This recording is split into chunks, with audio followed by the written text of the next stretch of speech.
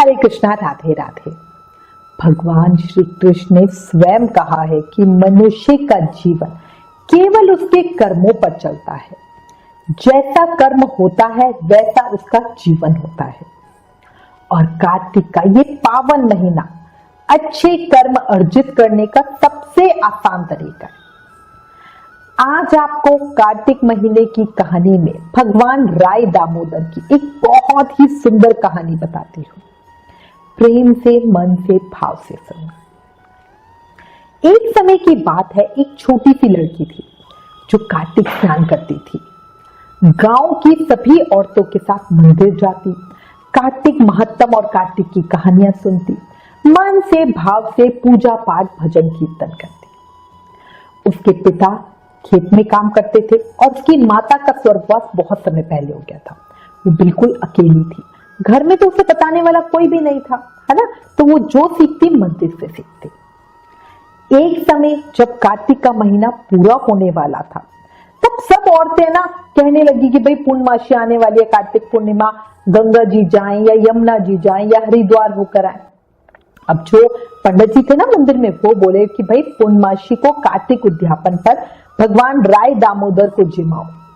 अब वो जो छोटी लड़की थी वो सोची भाई मेरा भी तो कार्तिक पूरा हो रहा है। तो वो पंडित जी से पूछने लगी कि अच्छा आप बताओ भगवान राय दामोदर दिखते कैसे हैं। तो पंडित जी बोले कि मोर मुकुट गले में, बैजंती माला और हाथ में पीतांबर, चतुर्भुजधारी, ऐसे हैं हमारे भगवान राय दामोदर। अब उस छोटी लड़की के मन मंदिर में भगवान राय दामोदर की छवि स्थापित हो गई। वो हर समय उनके बारे में सोचने लगी। धीरे धीरे समय बीता, पूर्णमासी का दिन आया। उसने भगवान राय दामोदर को जिमाने के लिए बढ़िया रसोई बनाई अपने छोटे नन्हे हाथों से, है ना। अकेली बनाना ये भी बहुत बड़ी चीज है। अब वो भगवान को बुलाने के लिए मंदिर में गई और बोली आओ मेरे भगवान, आओ मेरे घर, बढ़िया जीमो, खाना खाओ। बहुत देर आवाज लगाती रही, कोई नहीं आया। अब उसने सोचा कि मंदिर में भगवान नहीं है, शायद भगवान पूरा दिन मंदिर में बैठे बैठे थक जाते होंगे, इसलिए शायद शहर घूमने गए होंगे। अब वो मंदिर से पैदल पैदल ही शहर पहुंच गई। आवाजें लगाने लगी पर कोई सामने नहीं आया। उसने सोचा शायद भगवान घूमने के लिए जंगल गए होंगे। वो लड़की शहर से जंगल गई, भगवान को पुकारती रही पर कोई नहीं मिला। अब वो जंगल से पहाड़ों पर चढ़ने लगी और बोली भगवान कहाँ हो, मिलते क्यों नहीं हो। अब उसने बोला कि भैया भगवान मैं आपके बिना तो घर अकेली नहीं जाऊंगी, वापस घर जाने से तो अच्छा कि मैं इस पहाड़ से नीचे कूद जाऊं। और ये कहकर वो लड़की रोने लगी, भगवान को बुलाने लगी। सुबह से शाम हो गई, उस लड़की ने भी एक अन्न का दाना नहीं खाया था।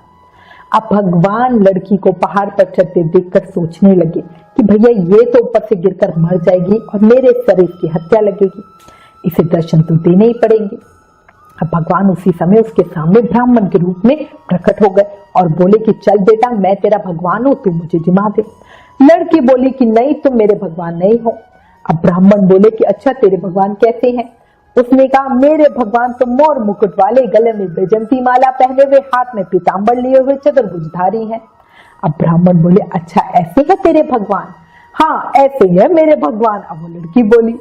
अब भगवान ने लड़की के सामने अपना चतुर्भुज रूप दिखाया। अब लड़की बड़ी खुश हो गई और बोली कि हाँ तुम ही हो मेरे भगवान। अब लड़की आगे आगे और लड़की आगे आगे भाग भाग के चल रही है और भगवान उसके पीछे पीछे। भागते भागते संग की सहेलियां बोली कि मेरे घर मेरे भगवान आए हैं। पूरे गांव में से सिर्फ एक औरत को भगवान के दर्शन हुए, क्योंकि देखो भाई जो सच्चे दिल का होगा उसे तो भगवान के दर्शन होंगे। बाकी सब ऐसे खड़े के खड़े रह गए। जिनके भाग्य में भगवान के दर्शन लिखे थे उन्हें हो गए और जो पापी थे वो ऐसे ही रह गए, है ना।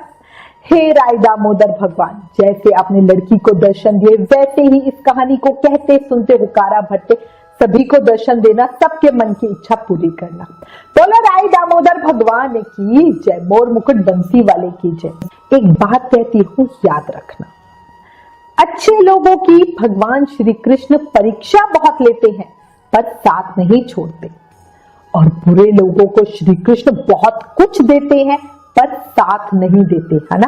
क्योंकि भगवान चाहते हैं कि भाई ये कलयुग में फंसा रहे और मेरे से दूर रहे।